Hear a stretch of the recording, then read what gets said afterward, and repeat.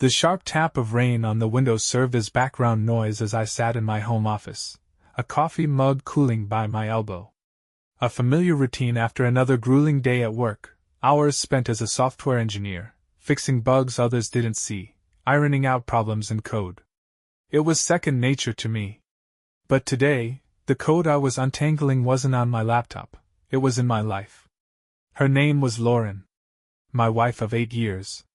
Beautiful, sharp-tongued Lauren, with her dark eyes and quicker lies. If anyone had asked me 6 months ago, I'd have said our marriage was fine. But fine is just another word for ignoring the cracks you don't want to see. It started with the late nights.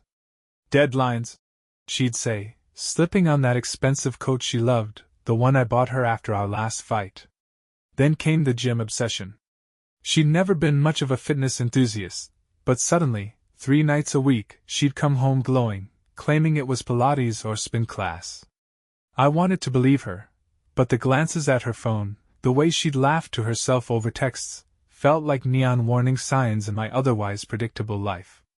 The proof came not through intuition, but through a mistake, hers, not mine. A missed call on her phone, a name flashing across the screen, Dylan. The kind of name that doesn't belong to a coworker or an old college friend. My stomach tightened, but I ignored it. I didn't want to be the suspicious husband, the guy who couldn't trust his wife. But my brain is wired to analyze, to look for patterns. And Lauren's patterns weren't adding up. The night I finally found out was like any other. She was upstairs, drying her hair after her so-called spin class. Her phone was left unlocked on the kitchen counter. She'd slipped up, trusting that I wouldn't touch it.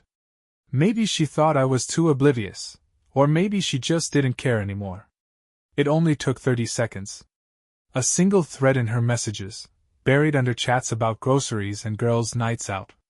Dylan again. Can't wait to see you Friday.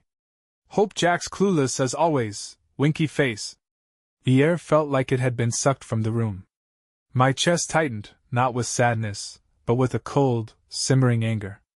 That was the thing about betrayal. It didn't come with tears, not at first. It came with numbness, the world sharpening into focus as if I'd been living in a fog. I scrolled further. Photos, texts, little hints of a life Lauren had been leading without me. The audacity of it all, the lies, the sneaking around, was almost laughable. I shut her phone off, placed it exactly where I'd found it, and walked to the window. The rain mirrored the storm brewing in my chest. I didn't confront her. Not yet. Instead, I played the role of the oblivious husband, the loving partner. I listened when she talked about her day, nodded at her complaints about work. I became her shadow, studying her every move, every excuse. In a way, it felt like debugging. Lauren was a program with too many errors, and I was determined to find the root cause. By the end of the week, I'd learned enough. Her spin class wasn't at the gym, it was at Dylan's loft, an overpriced bachelor pad downtown. He was a banker, flashy and full of himself, judging by the social media accounts I'd scoured late at night. Lauren had a type, it seemed. But I didn't lose control. No shouting matches, no drunken confessions to friends. I played the long game, careful and methodical, while she played house with me. Every lie she told was another piece of evidence, another nail in the coffin of our marriage. It wasn't just about the affair anymore. It was about the disrespect, the way she looked at me and saw someone she thought was too stupid to notice. She had no idea who she was dealing with. My mind was already at work, crafting a plan that would leave both her and Dylan regretting the day they ever thought they could outsmart me. And so I waited. The best revenge is like a chess game. You don't take your opponent down in one reckless move. You wait, study, anticipate their every step. Then, when the time is right, you strike. The hardest part of revenge wasn't the planning, it was the patience. Waiting, smiling, pretending that everything was fine, even as I watched Lauren's lies stack higher and higher like a teetering Jenga tower. Every calculated step I took was aimed at ensuring it toppled in the most satisfying way. Dylan might have been the flashy, smooth-talking banker, but I was the quiet force he never saw coming. I started small, careful not to tip my hand. A week after confirming the affair, I created an anonymous account and began feeding Dylan subtle chaos. His social media accounts were easy to crack, lazy passwords for someone so arrogant. I didn't go for the obvious sabotage, no, that was too risky. Instead, I left breadcrumbs in the corners of his digital life. A rumor here, a whisper there. I posted on a few investment forums, pretending to be a disgruntled, former client of Dylan's. Careful with this guy, big risk, bigger losses. I knew bankers like Dylan thrived on reputation, and a whisper of doubt could spread faster than wildfire. I stayed patient, watching his online presence become a magnet for subtle negativity. He'd start feeling it soon, that unease that gnawed at the edges of confidence. Next, I used Lauren's schedule to my advantage. She was so predictable now. Late meetings, work trips. I began carefully manipulating events around her, dates, with Dylan. A fake call to her office pretending to be a client delayed her once, and on another occasion, I made sure her car had a mysteriously drained battery. Small inconveniences, but enough to make Dylan wait and question whether Lauren was worth the hassle. But that wasn't all. I needed something bigger, something that would cripple Dylan completely. That's when I devised my masterstroke, a fake startup. It was almost too easy. I had enough coding and web development skills to build a convincing website, complete with glowing testimonials, fake profiles of supposed executives, and a promise of groundbreaking financial analytics technology. Using another alias, I began reaching out to Dylan's circle, dangling the bait of an exclusive opportunity. The pitch was simple. We're launching a revolutionary platform, but it's invitation only for early investors. We hear Dylan is the guy who can spot a winner. People like Dylan couldn't resist a chance to show off. As expected, he took the bait with both hands. Within days I was speaking to him, anonymously of course, through a voice modulator, posing as the mysterious startup founder. The enthusiasm in his voice was palpable. He promised to bring a few key clients into the deal, but he also insisted he'd take a personal stake to show his confidence. It was almost laughable how easy he made it. By the end of our talks, he was ready to commit a sizable chunk of his savings, convinced he'd stumbled onto the next big thing. Meanwhile, I started stoking tension between Lauren and Dylan. Through burner numbers, I sent Dylan texts pretending to be Lauren's other secret admirer, someone she was stringing along. And to Lauren, I sent texts pretending to be a jealous ex of Dylan's. He's just using you, they read. You're one of many. Watching them unravel from a distance was satisfying, but it wasn't enough. The best chess moves come when the opponent thinks they're winning, so I let Dylan believe he was on top of the world. He bragged openly about his investment at the office. I heard it through the grapevine. An employee I knew casually mentioned Dylan was boasting about a startup that was going to make him rich. Perfect. I arranged a dinner party. Nothing extravagant, just a quiet evening for a few friends at our place.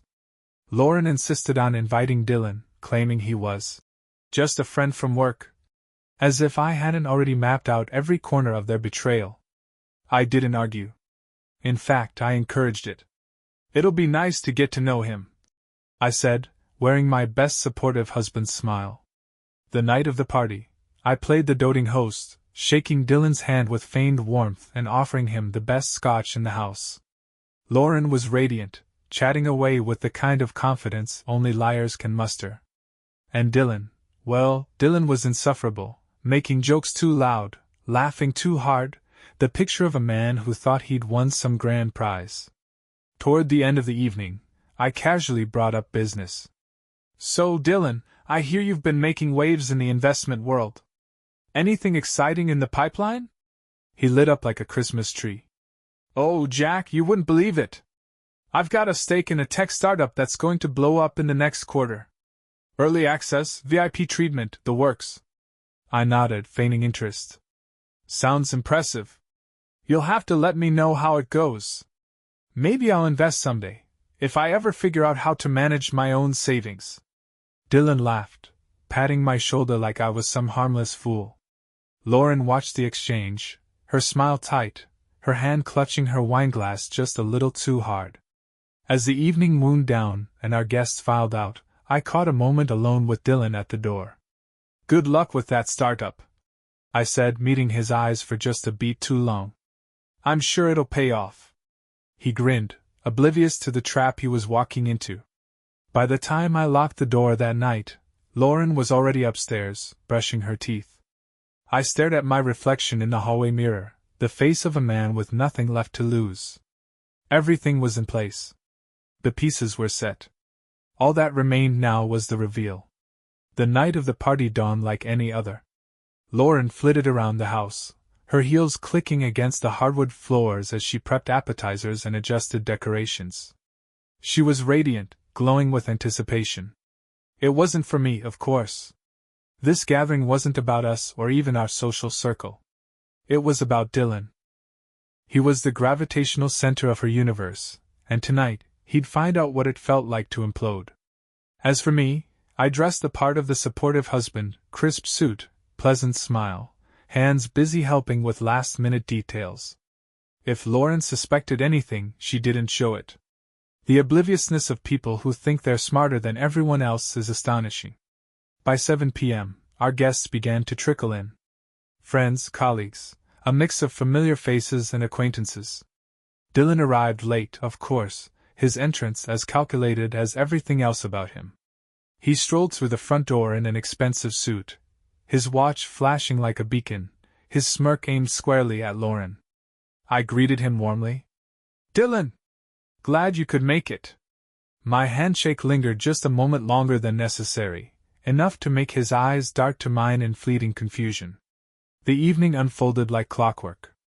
Glasses clinked, laughter filled the air, and conversations hummed along smoothly.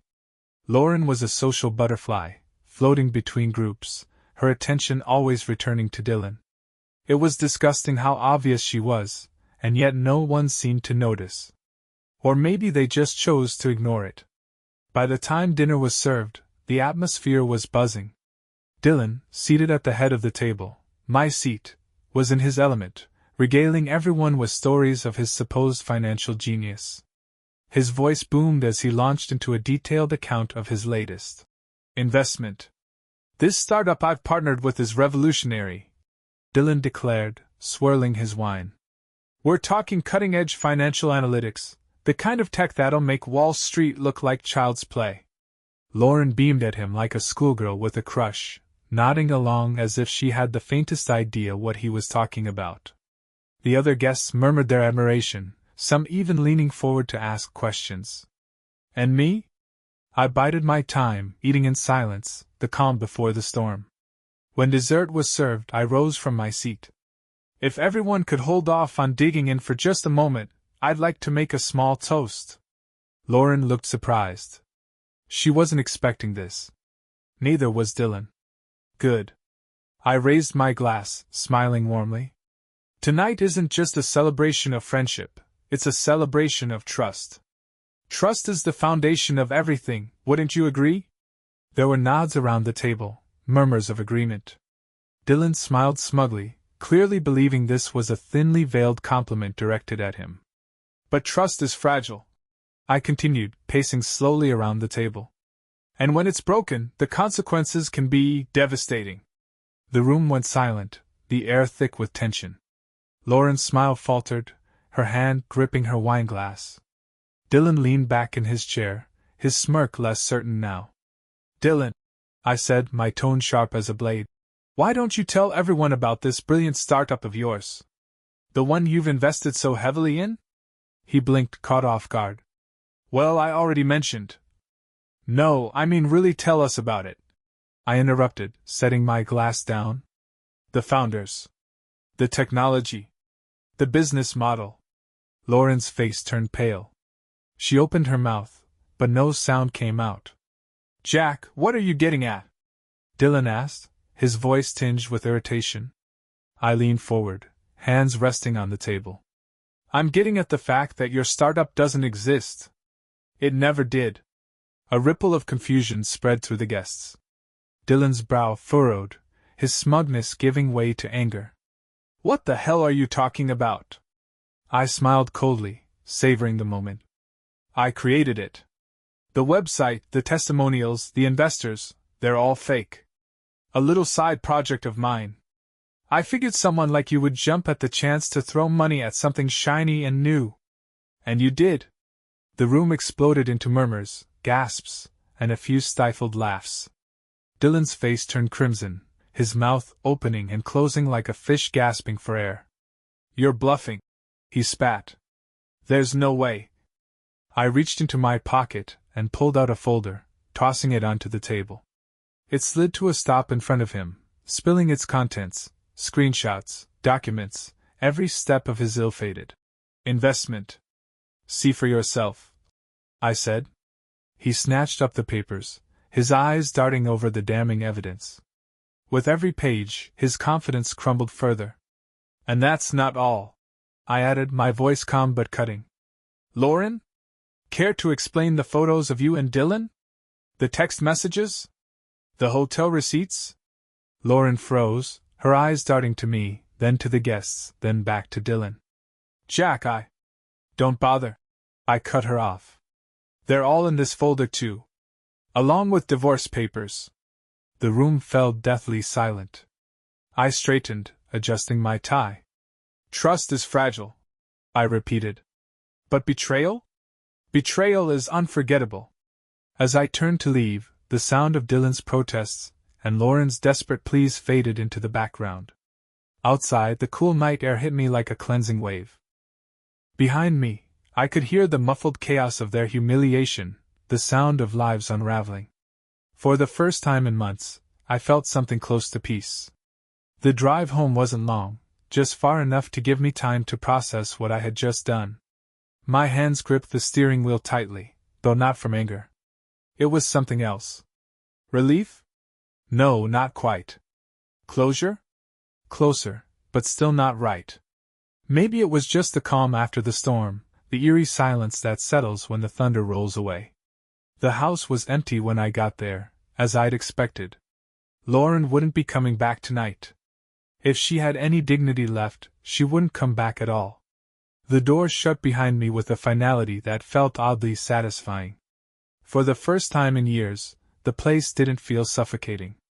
I poured myself a drink, the good whiskey I'd been saving for some undefined special occasion. Tonight seemed fitting. The warm burn of it settled my nerves, though my mind kept replaying the scene at the party, the disbelief on Dylan's face, the panic in Lauren's eyes, the murmurs of shocked guests. It had been everything I'd planned, every detail executed perfectly. But now that it was done, I couldn't ignore the emptiness that lingered beneath the satisfaction. I'd built my revenge like a software program, flawlessly efficient, ruthlessly logical. Yet, there was no real joy in it, only a quiet resignation. I sat in the darkened living room, staring at the flickering reflection of the streetlights on the window. This house, this life, it wasn't what I thought it was. I wasn't mourning the loss of Lauren. I'd lost her long before tonight. What I mourned was the illusion, the life I thought I had, the person I thought I was when I was with her. The phone buzzed on the coffee table, jolting me from my thoughts. It was a text from one of the guests, a mutual friend who'd been at the party. Jack, man, are you okay? That was intense. I didn't reply. What could I say? That I felt more alive than I had in years?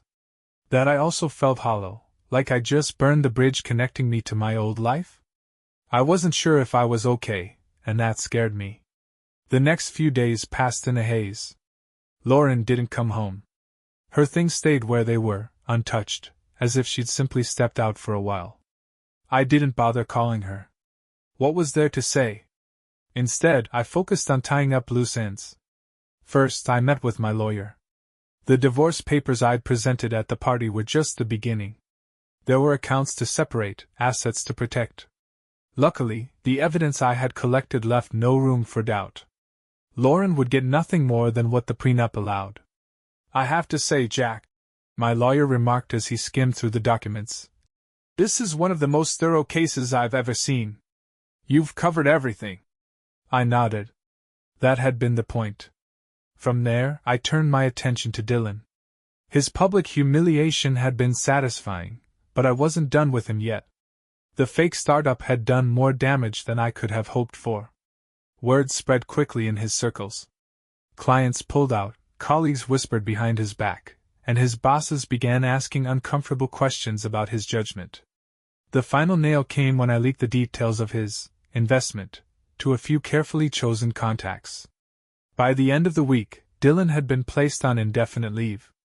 A euphemism, no doubt, for pack your things and don't come back. Through it all, Lauren remained silent. No calls, no texts. I didn't know where she was, and I didn't care. She'd made her choice, and I'd made mine. It wasn't until a week later that I saw her again. She showed up unannounced, standing on the front porch like a ghost from a life I barely remembered. Her makeup was smudged, her hair disheveled, her eyes red and swollen. "Jack," she started, her voice cracking. "Can we talk?" I leaned against the doorframe, crossing my arms. "Talk about what, Lauren? The way you lied to my face for months? The way you humiliated me? Or maybe the fact that you treated our marriage like a disposable accessory?" She flinched, but I didn't feel any pity. "I made a mistake," she said, her voice barely above a whisper. "I didn't mean for it to get this far. Dylan didn't mean anything. I thought I wanted something else, but now I see what I've lost." I stared at her, the anger I'd carried for so long now replaced by something colder. Indifference. "What you've lost," I repeated, my voice flat. "Lauren, you didn't lose anything. You threw it away. And now you want me to what? Forgive you? Pretend this never happened?" Tears streamed down her face. "I don't know. I don't know how to fix this." I shook my head, stepping back into the house. "There's nothing to fix. It's done." I shut the door, her muffled sobs fading as I walked away. That night, for the first time in months, I slept peacefully. The past was finally behind me, and the future, while uncertain, no longer felt like a burden. The pieces had fallen where they were meant to. The board was clear. The days after Lauren's tearful visit were eerily quiet. It wasn't the silence that comes with peace, but the kind that settles over a battlefield once the smoke clears. The wreckage was everywhere, tangible and emotional. My marriage was gone, and my life, as I had known it, had been reduced to rubble. And yet, in that quiet, I found clarity. It was strange how much energy I had spent clinging to something that had already fallen apart. When I looked back, it was obvious, the cracks had been there for years. But I'd ignored them, convincing myself that we were solid, that we'd weathered worse storms. In truth, Lauren had been drifting for a long time, and I'd let her go without even realizing it. I threw myself into routines. Work became my sanctuary. Code doesn't lie, doesn't betray you. It's consistent. I buried myself in projects, taking on extra tasks, working late nights in the office just to keep myself busy. The pitying looks from coworkers started to irritate me. I overheard snippets of whispered conversations when they thought I wasn't paying attention. They all knew what had happened. News like that travels fast in tight-knit social circles. "Did you hear about Jack? His wife was cheating on him with that Dylan guy. I can't believe Lauren would do that. They seemed so perfect together." Seemed. That was the word everyone kept using. Our marriage had seemed perfect, our life had seemed happy. I wondered how many of them had truly believed it, and how many had simply looked the other way, the same way I had. Lauren had moved out officially. She left most of her things behind, save for a few clothes and her favorite jewelry. The house felt different without her, less like a home and more like a stage where the players had walked off mid-performance. The empty closet, the bare vanity, everywhere I looked, there was evidence of what used to be. I thought about selling the house. Starting fresh. But I didn't want to give her the satisfaction of thinking she'd pushed me out of my own life. No, this was my house. I had paid for it, built memories here, good and bad. I'd be damned if I let her ruin that too. My lawyer kept me busy with meetings and paperwork. The divorce process was moving quickly, thanks to the airtight prenup I'd insisted on before we got married. Back then, Lauren had called it unromantic and cynical. Now, it was the only thing protecting me from her. She'll try to contest it, my lawyer warned during one of our meetings. But it's solid. You're in the clear. That wasn't entirely true.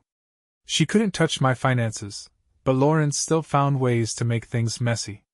She spread rumors, twisting the story to paint herself as the victim. According to her, I'd been neglectful, too focused on work, too emotionally unavailable. It was predictable, really. Classic deflection. And then there was Dylan. I thought I was done with him, but trouble has a way of circling back around. One afternoon, I got a call from a number I didn't recognize. Against my better judgment, I answered. Jack, the voice on the other end drawled, slick with condescension. It's Dylan. I didn't respond, waiting for him to get to the point. I just wanted to let you know, he continued, that what happened between me and Lauren was inevitable. She was too good for you, man. She needed someone who could keep up with her. I felt a flicker of amusement beneath my annoyance. The man had the audacity to call me, after everything, just to gloat. Is that so? I said, keeping my voice calm. Yeah, he said smugly. But hey, no hard feelings. You know, if you ever want to grab a drink and talk man to man, I'd be happy to. I laughed, a cold, humorless sound. Dylan, I'd say this was the stupidest thing you've ever done, but considering your track record, that's probably not true. You might want to focus less on me and more on what's left of your career. His silence was delicious. I could almost hear the gears turning as he realized what I was implying. You did this, he hissed. You set me up. I don't know what you're talking about, I replied smoothly. But if I were you, I'd stop making bad investments. It seems to be a pattern with you. I hung up before he could respond. That night, I sat on the back porch with a glass of whiskey, watching the sun set over the yard. For the first time, I allowed myself to think about what came next. The truth was, I didn't know. Revenge had been my anchor, the thing that kept me steady through the chaos. But now that it was over, I felt unmoored. Free, but directionless. I thought about Lauren. About Dylan. About the person I had been before all of this. Could I get back to him? Did I even want to? The answers didn't come that night, or the next. But I was okay with that. For now, it was enough to know that I'd survived. The future could wait. Days turned to weeks, and the dust from the explosion of my life began to settle. I learned something funny about time during this period. It doesn't heal wounds, not really, but it does dull the edges. The pain became less of a sharp, stabbing sensation and more of an ache, a constant reminder of what had been broken but also what I was starting to rebuild. I developed a new routine, a deliberate and solitary one. Early mornings began with a run through the park near my neighborhood, my feet pounding against the pavement, my breath syncing with the rhythm of the steps. It wasn't about fitness as much as it was about clearing my head, burning off the anger and confusion that still lingered like smoke after a fire. After that, it was work. Long hours at my desk, debugging lines of code, designing systems. I poured myself into it like a man possessed. If I couldn't control my personal life, at least I could control my work. That was the beauty of coding. There were rules, logic, structure. If something broke, you could fix it. I found solace in that. My colleagues tread lightly around me.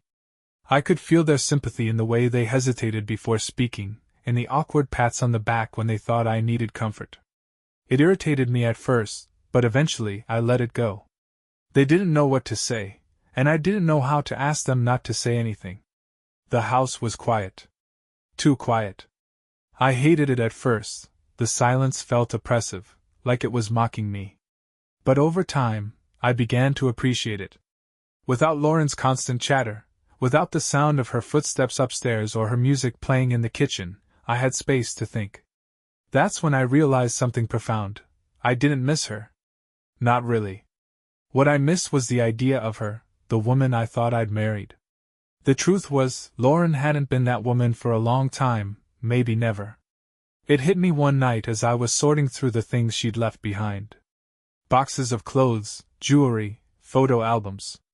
I'd meant to pack them up and donate them, but curiosity got the better of me. I flipped through an album, one from the early years of our marriage.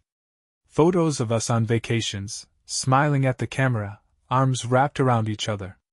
I stared at one in particular, Lauren laughing on the beach, the wind tossing her hair. I couldn't tell if the laughter was real or staged. How much of what we'd shared had been genuine? The photo didn't hurt like I thought it would. If anything, it gave me clarity. I closed the album and packed it away, sealing the box with tape. That chapter of my life was over. But closing a chapter didn't mean moving on was easy. There were reminders everywhere.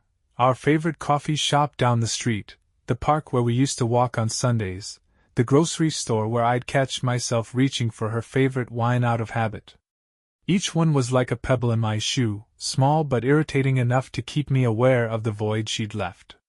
One afternoon, while grabbing lunch at a deli near work, I ran into an old friend, Ryan, a college buddy I hadn't seen in years.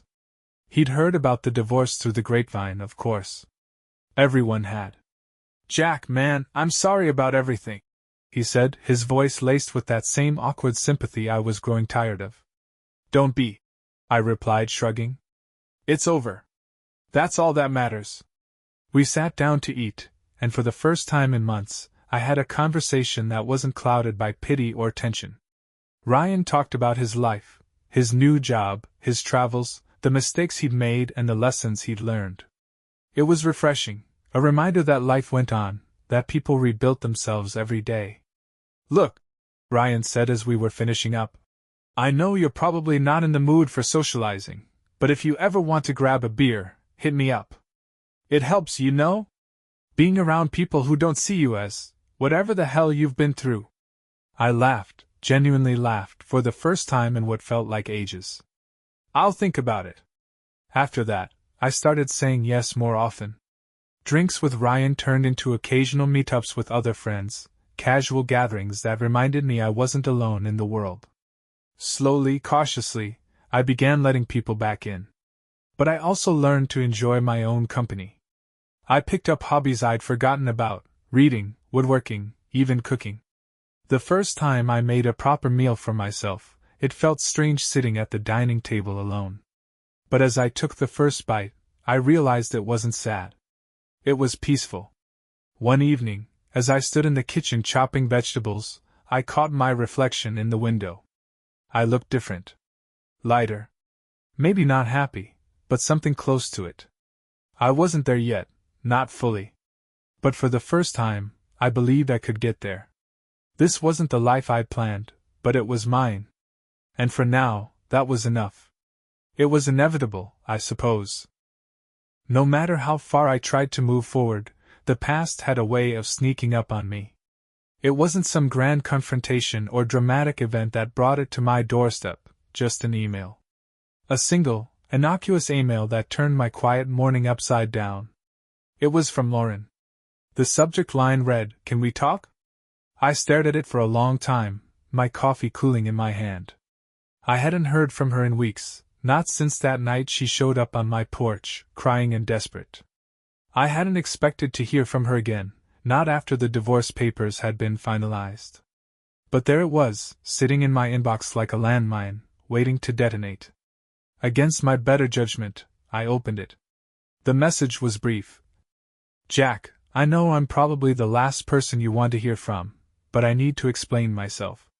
Please, just give me the chance to talk. In person. You owe me that much." Owe her? That phrase alone almost made me slam my laptop shut. If anything, she owed me, not the other way around. She'd lied to me, betrayed me, humiliated me. I didn't owe her a damn thing. But the longer I sat there, the more I wondered what she could possibly have to say. Maybe it was curiosity, maybe it was a need for closure, or maybe it was just the stubborn part of me that wanted to hear her admit, in her own words, that she'd been wrong. Whatever it was, I replied. Tomorrow. 2 p.m. At the coffee shop on Maple. The next day, I arrived early. The coffee shop was small and quiet, the kind of place we used to go to on lazy Sunday mornings before everything fell apart. I took a seat near the back, facing the door, and waited. Lauren walked in 10 minutes late, her eyes scanning the room until they landed on me. She looked different, thinner, more subdued. The confidence she used to wear like armor was gone, replaced by something I couldn't quite define. Regret, maybe? Or guilt. "Jack," she said softly as she approached the table. I nodded, gesturing for her to sit. For a few moments neither of us spoke. The silence between us was heavy, filled with all the things that had been left unsaid. Finally, Lauren broke it. "I want to start by saying I'm sorry," she said, her voice trembling slightly. "For everything. For the lies, the cheating, for hurting you the way I did." I didn't respond right away. I wasn't sure what she expected me to say. "It's okay? I forgive you?" Those words wouldn't come, because they weren't true. "I don't know why I did it," she continued. I thought I wanted more. I thought Dylan could give me something you couldn't. But I was wrong." The mention of his name sent a jolt of anger through me, but I kept my expression neutral. "And what exactly was it you thought I couldn't give you?" I asked, my tone colder than I intended. She flinched but didn't look away. "Excitement, I guess. Passion. I don't know. It sounds so stupid now, but at the time, I thought our marriage had become routine. I felt invisible." "Invisible?" I repeated, leaning back in my chair. "You felt invisible, so you decided to betray me? To throw away everything we'd built together for what? A few cheap thrills with Dylan?" Tears welled up in her eyes. "I know it was selfish. I know I hurt you in ways I can never take back. But Jack, I didn't realize how much I'd lose until it was too late." Her voice broke, and for a moment I saw the woman I'd once loved, the woman I thought I'd spend my life with. But the sympathy I might have felt for her back then was gone. "What do you want from me, Lauren?" I asked, my voice steady. "I don't know," she admitted, wiping at her eyes. "I guess I wanted you to know that I'm sorry. That I'll regret what I did for the rest of my life." The words hung in the air between us, heavy and raw.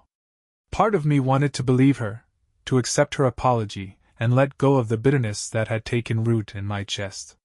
But another part of me, the part that remembered every lie, every night she spent with Dylan, wouldn't allow it. "I appreciate the apology," I said finally. "But it doesn't change anything. We're done, Lauren. We've been done for a long time." She nodded, her shoulders slumping as if a weight had been lifted and replaced by something heavier. "I understand," she said quietly. We sat there for a few more minutes, the conversation dwindling to silence. Then she stood, hesitating for a moment before reaching into her purse and pulling out a small envelope. "I found this while I was packing up the rest of my things," she said, placing it on the table. "I thought you'd want it." Without another word, she walked out, leaving me alone with the envelope. I stared at it for a long time before opening it. Inside was an old photo, one I hadn't seen in years.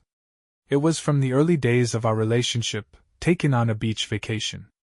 We were both smiling, arms wrapped around each other, the sun setting behind us.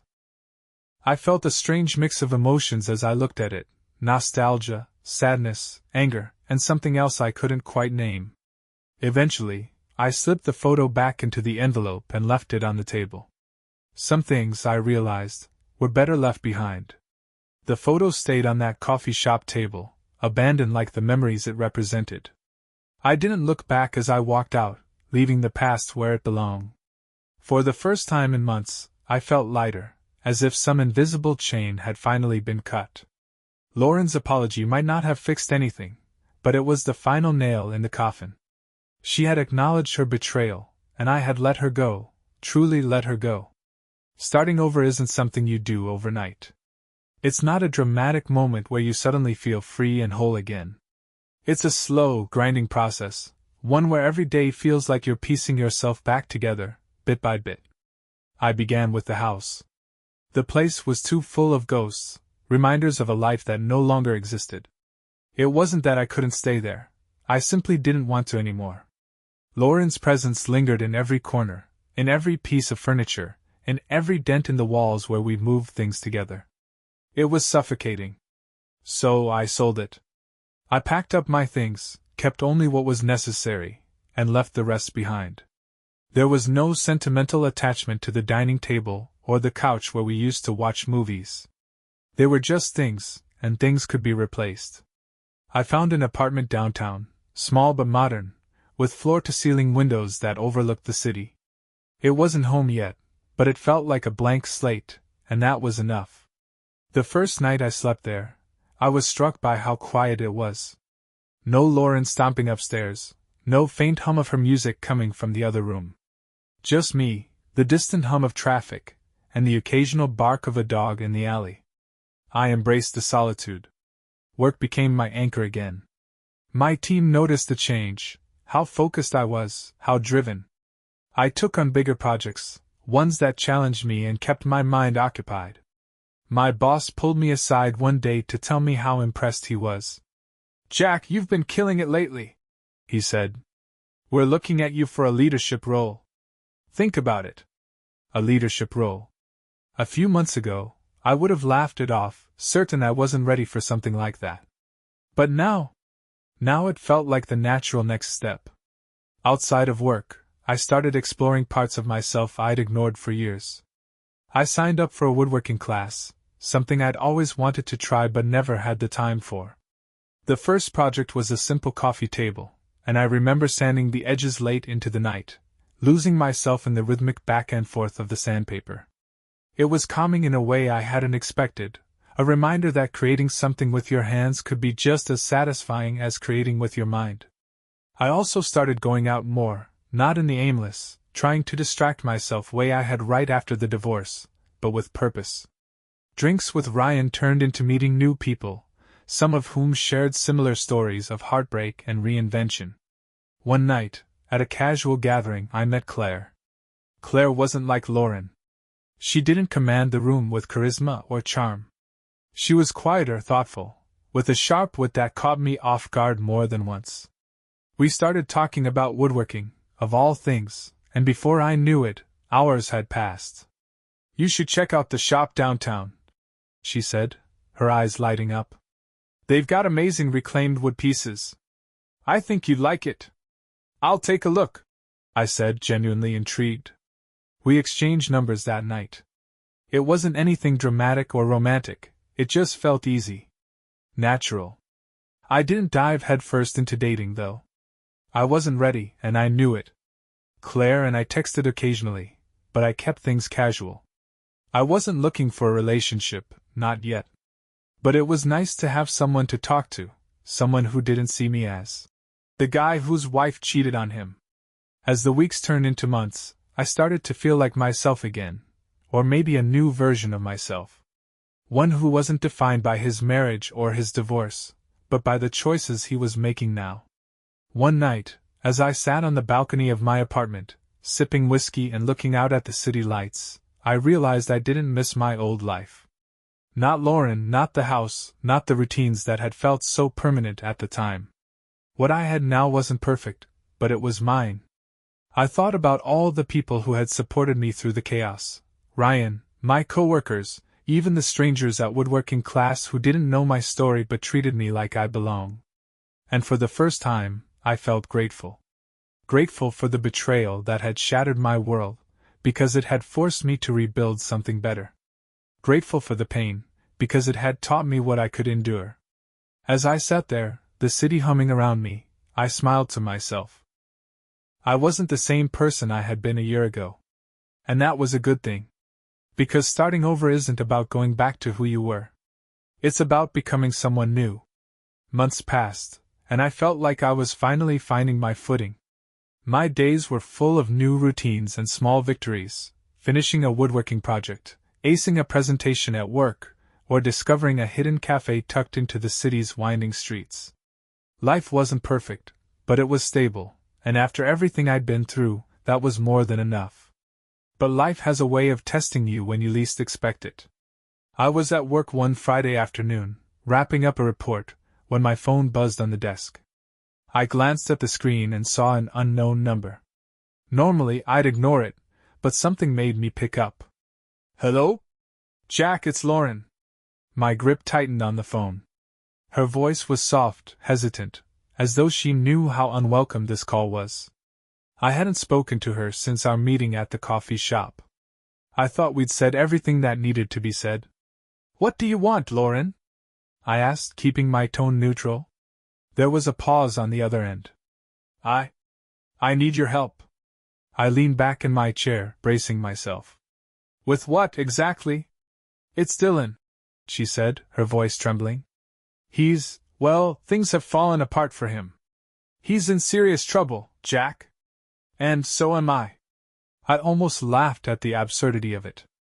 After everything she'd done, after throwing away our marriage for a man like Dylan, she had the audacity to come to me for help. "I don't see how that's my problem," I said flatly. "Jack, please," she pleaded. "I know I have no right to ask you for anything, but I don't know who else to turn to. Dylan made some bad investments, and he dragged me into it. I could lose everything." The irony was almost too much. Dylan had fallen into the very trap I'd set for him, and now Lauren was feeling the ripple effects. The part of me that had once cared for her wanted to offer some kind of solace, but the stronger part, the part that remembered the betrayal, the lies, knew better. "Lauren, you made your choice," I said, my voice steady. "You chose Dylan. You chose to believe in him, to stand by him. You don't get to call me now because things didn't work out." "Jack," she said again, her voice breaking. "I'm sorry. I really am. But I'm scared." I cut her off. "I'm sorry too, Lauren. But I'm not your safety net. You're on your own." I hung up before she could say anything else, my heart pounding. The nerve of her. The sheer nerve. I stood and walked to the window of my office, staring out at the city below. The anger simmered, but it wasn't the all-consuming rage I'd felt in the early days. It was tempered now, cooled by time and distance. Lauren wasn't my problem anymore. And neither was Dylan. That evening, I met Ryan for drinks at a bar downtown. I hadn't planned to bring up the phone call, but after a couple of beers, it slipped out. "Lauren called me today," I said, swirling the amber liquid in my glass. Ryan raised an eyebrow. "What did she want?" "Help," I said, shaking my head. "Apparently, Dylan's life is falling apart, and she's caught in the mess. She thinks I'm going to swoop in and save her." Ryan let out a low whistle. "And what did you tell her?" "That she's on her own." "Good," he said, nodding firmly. "That's exactly what she deserves. You don't owe her anything, Jack." She made her bed. I knew he was right, but the call left me unsettled. Not because I felt guilty, I didn't, but because it reminded me of how far I'd come. A year ago, I might have been tempted to help, to cling to some misguided hope that things could be fixed. But now, I saw things clearly. Lauren and Dylan weren't my responsibility. My only responsibility was to myself. The next morning, I woke up early and went for a run. The air was crisp, the kind of cool that hinted at the changing season. As I ran through the park, my thoughts began to settle. Lauren had chosen Dylan, and Dylan had made his choices too. Their downfall was the result of their own actions. It wasn't my job to rescue them from the consequences. By the time I returned to my apartment, my resolve was solid. I made myself breakfast, then sat down at my workbench to sand the edges of a project I'd been working on, a simple wooden box, nothing fancy, but something I could call my own. As the hours passed, the phone call faded into the background, replaced by the sound of sandpaper against wood and the smell of sawdust in the air. I wasn't angry anymore.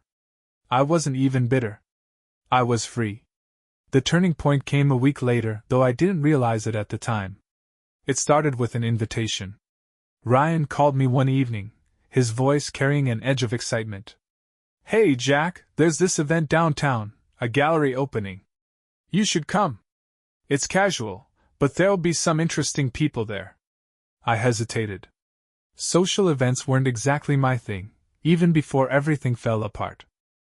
But Ryan persisted, and eventually I gave in. The gallery was small but well lit, with walls adorned by bold, modern pieces. The crowd was lively, artists, professionals, and the kind of people who seemed effortlessly comfortable in rooms like this. I moved through the space, sipping wine and making polite conversation. It was there, among strangers and abstract art, that I ran into Claire. She was studying a sculpture near the back of the room, her head tilted as though trying to unravel its meaning. I almost didn't recognize her. It had been months since we'd met at that casual gathering. "Claire," I said, and she turned, her face lighting up with recognition. "Jack," she replied, smiling warmly. "I didn't expect to see you here." We fell into easy conversation, the kind that felt natural and unforced.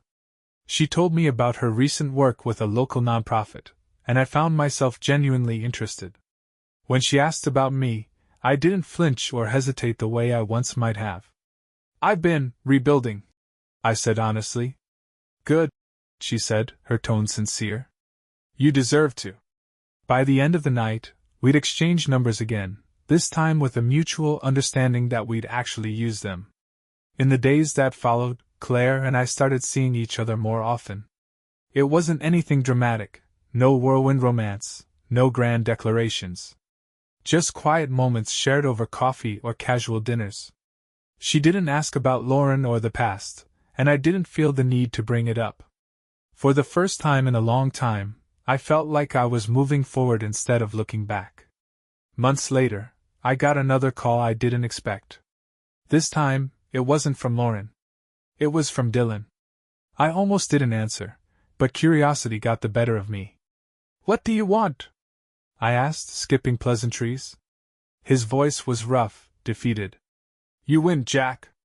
I just wanted to tell you that." I blinked, caught off guard. "What are you talking about?" "You know what I'm talking about," he said bitterly. "The fake startup. The rumors. Everything. You destroyed me." I stayed silent, letting him stew in his own admission. "I lost my job," he continued, his voice cracking. "My reputation's in shambles. And Lauren, well, she's gone too. Turns out, she didn't like being with a loser." I almost laughed at the irony but held it back. "Why are you calling me, Dylan?" "I don't know," he admitted. "Maybe I thought you'd gloat or rub it in my face. Or maybe I just needed to hear it from you, that you did all this." I let the silence stretch before speaking. "You did this to yourself, Dylan. You lied, cheated, and played games you couldn't win. All I did was give you a push." He didn't respond, and after a few seconds the line went dead. I set the phone down, a strange sense of finality washing over me. There was no satisfaction in his downfall, no thrill in hearing the broken man on the other end of the call. But there was closure. That evening, I met Claire for dinner at a small restaurant she'd been raving about. As we sat across from each other, laughing over shared stories and stolen bites of dessert, I realized how far I'd come. Lauren and Dylan were a distant memory now, their drama no longer a weight on my shoulders. The anger and bitterness I'd carried for so long had faded, replaced by something softer, calmer. After dinner, we walked through the city, the lights reflecting off rain-slicked streets. At one point, Claire slipped her hand into mine, and I didn't pull away. "Thank you," I said suddenly, surprising even myself. "For what?" she asked, tilting her head. "For reminding me what it feels like to live again." She smiled, squeezing my hand. As we walked on, I felt something I hadn't felt in years, a sense of peace. This was my life now. It wasn't perfect, and it wasn't what I'd planned. But it was mine. As I drifted to sleep that night, Claire's words echoed in my mind, "You deserve to rebuild." She was right. And I had. Because betrayal, no matter how devastating, is not the end. It's just a move in the game. And in the end I had won. Checkmate.